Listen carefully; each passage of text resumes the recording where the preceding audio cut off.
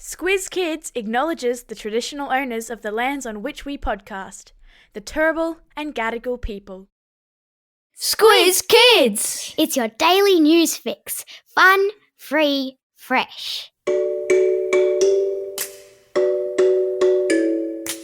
Hello and welcome to Squiz Kids Today, your fresh take on what's happening in the world around you. I'm Bryce Corbett. It's Wednesday, March 15. In Squiz Kids Today, submarine shopping success, seaside resorts in Central Africa, Ursula and Ariel make a splash, and a vaccine against misinformation. That's what's making news, kids style.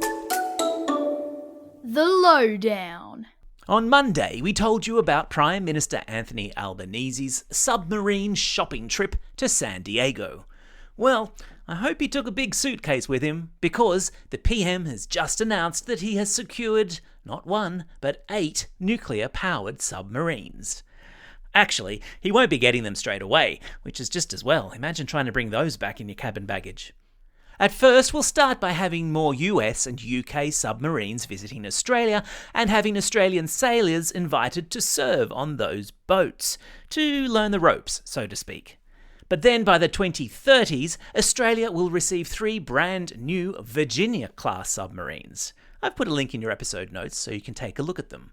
By then, the PM hopes Australia will be ready to construct our very own subs. The whole agreement, which includes upgrading Australia's Defence Force, shipyards and other facilities, will cost more than $300 billion. Yep, that's billion with a B, over the next 30 years. So, if you're thinking about what you might like to do when you leave school, the government says this agreement will create 20,000 jobs. They're going to need lots of scientists, engineers, project managers, electricians, welders and builders, as well as a lot of new submariners to crew the boats. We'll keep our periscope up and on the lookout for updates.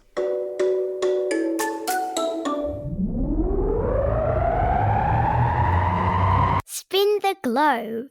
Each day we give the world globe a spin and find a news story from wherever it stops. And today we've landed in the Great Rift Valley in Africa, where geologists say that the continent may eventually split in two.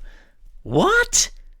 We've heard a lot about tectonic plates lately, and the Great Rift Valley in Africa is where the 2 enormous African and Arabian tectonic plates rub up against each other. The border, which is called a fault, is 7,000 kilometres long and runs right through Africa. I've stuck a map in today's episode notes so you can see just how huge it is. These plates have been moving apart for the last 30 million years, and recent data shows that this trend is likely to continue. That means eventually Africa will split apart, and countries like Rwanda, Uganda and Zambia, which are currently landlocked, meaning they have no coastline, will be exposed to the Indian Ocean. But don't go booking your seaside holidays just yet. At the current rate of separation, this probably won't happen for at least 10 million years. Aha! The Classroom Companion Clarion, indicating that today's Classroom Companion worksheets are linked to this item in the podcast. And today it's all about prediction and informative text. Teachers and home educators, if you haven't already signed up to receive these free daily classroom resources, head to our website and get involved today. You'll be glad you did.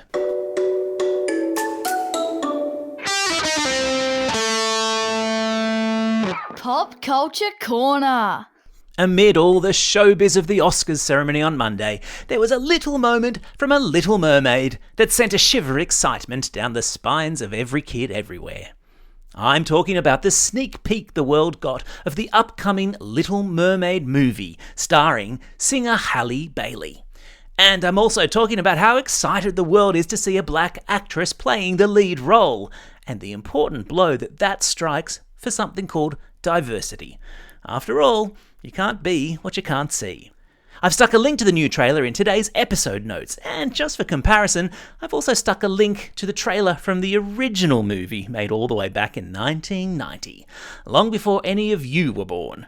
It's worth comparing and contrasting to see how far animation technology has come, and how lucky you guys are these days to see such incredible visual treats.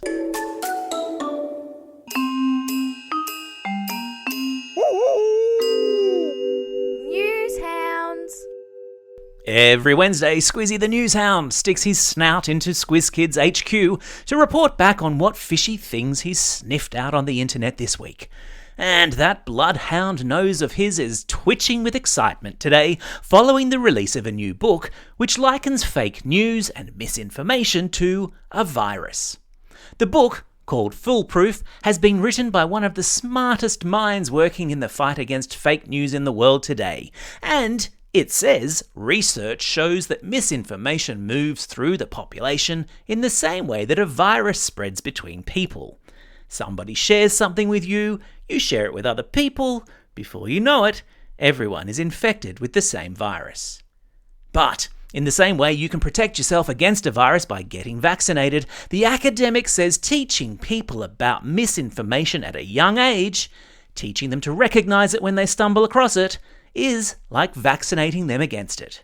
Which is exactly why we created Newshounds, our free media literacy podcast series for primary school children. If you're a teacher or parent and keen to protect your children from misinformation and fake news, check it out via our website or via the link in today's episode notes. Thanks, Squizzy. What would we do without you?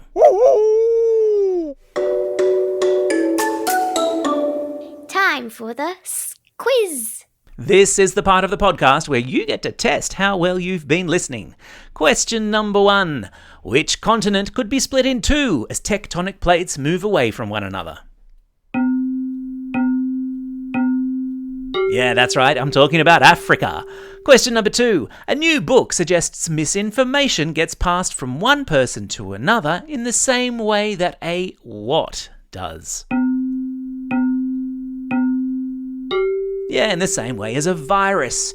Question number 3.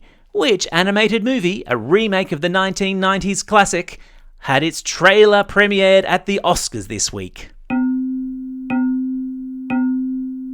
Yeah, of course, it's The Little Mermaid.